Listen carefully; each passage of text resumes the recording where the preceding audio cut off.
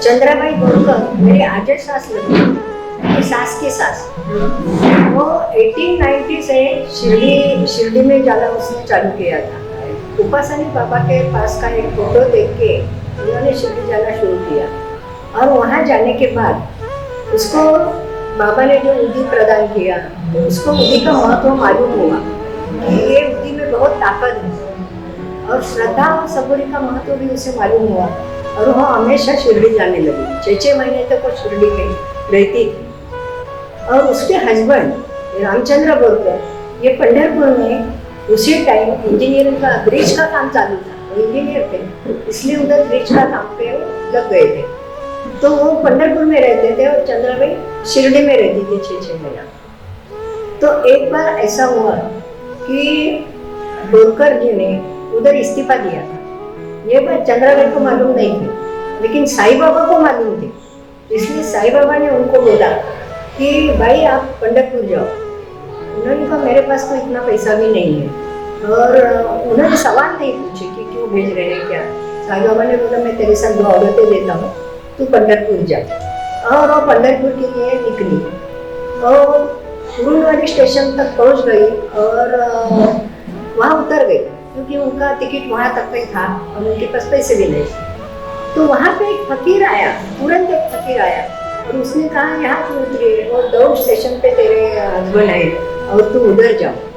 और उधर दौड़ स्टेशन पे वो जो बैठे थे बेंच के ऊपर, तो वहाँ भी एक फकीर आया, और उन्होंने रामचंद्र बोरकर को कहा कि तू मेरी बहन को क्यों छोड़ा है, मेरी माँ को क्यों छोड़ा है। वो अभी ये रेल कोच से आ रही है, और रेल कोच का नंबर उन्होंने उसके हाथ में थमा दिया, और अभी सामने से डिब्बे से वो आएगी तो तू उसको ये करना, रिसीव करना, ऐसा उसको बोल दिया।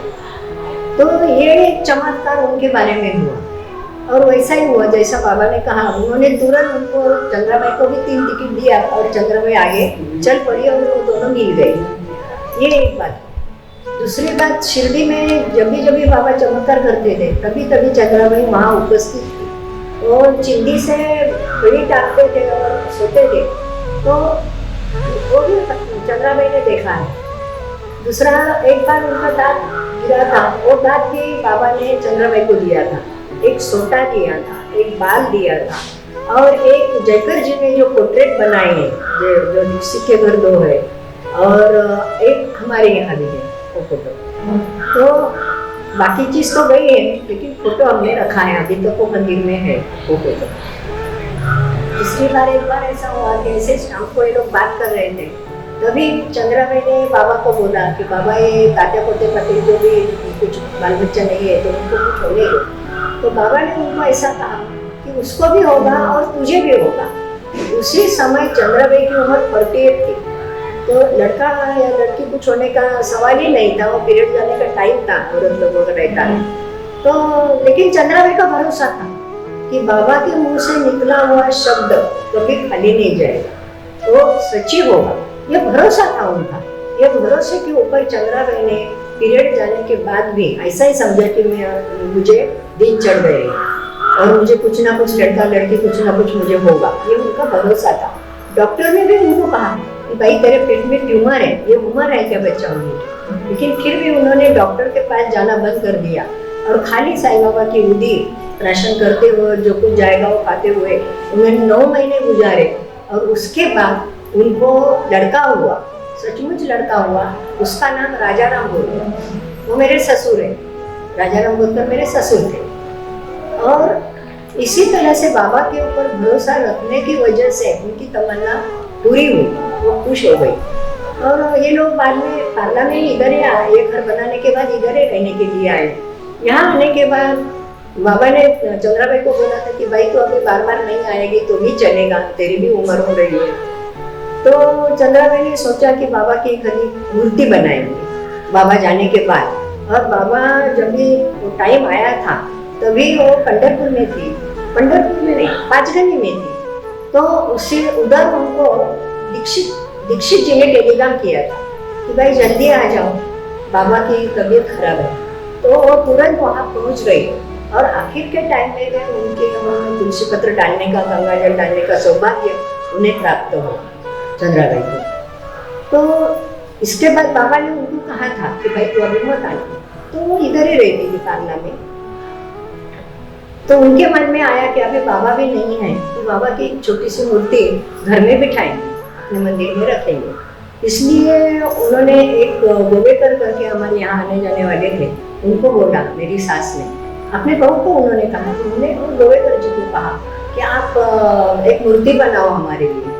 तो मूर्ति बनाने के लिए दिया छोटी मूर्ति बनाने के लिए बोला था, लेकिन राजकमल स्टूडियो में गोवेकर जो मूर्ति बनाने बैठे तो इतनी बड़ी मूर्ति बन गई, ये लाइफ साइज की। वो मूर्ति शाडू की और चुना की बनाते हैं ना, वैसी बनी थी पहली मूर्ति। वो अभी कर्जत में रखी हम लोगों ने। तो वो मूर्ति तैयार हो गई, तो मेरी सास भी डर गई कि इतनी बड़ी मूर्ति, हम लोगों के पास पैसा कहाँ से आएगा, खर्चा कैसा करेंगे, किधर बिठाएंगे, सब प्रॉब्लम था। तो वो गोवेकर जी की माँ थी, उन्होंने कहा कि इनके पास से ज़्यादा पैसा नहीं लेने का, जो छोटी मूर्ति का पैसा बोला था ना तुझे 500 रुपया, तो 500 रुपये इनसे लेने का, क्योंकि इनके नाम से ही मूर्ति बनी है, तो ये मूर्ति इनके घर भेज दी। तो वैसा ही हुआ, उन्होंने मूर्ति 500 रुपये में हम लोगों को दी।